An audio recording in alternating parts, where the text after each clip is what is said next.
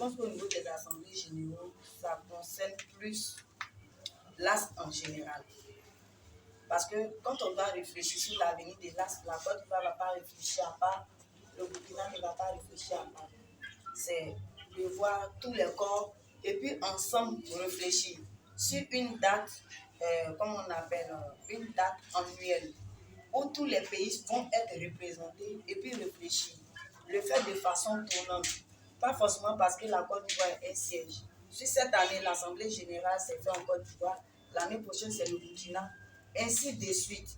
Et à cette Assemblée générale, il y a des programmes qui sont mis en place pour que des campagnes se fassent pour faire connaître l'AS et puis les différentes activités qui concernent l'AS.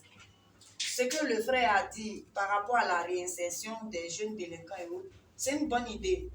Mais si on le fait en amont, on va réussir le pari pour l'AS en général. Donc, en temps normal, tous les vice-présidents doivent travailler ensemble.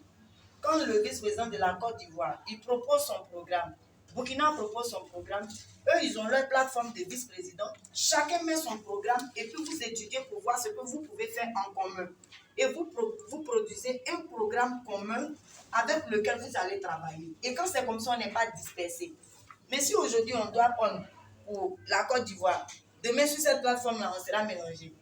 Parce que je veux dire, c'est un seul pilote pour toutes ces structures-là.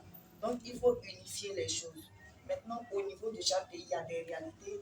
Ces pays-là vont mettre ces réalités-là sur la table et puis voir comment adapter pour ne pas qu'on se sente un peu déposé.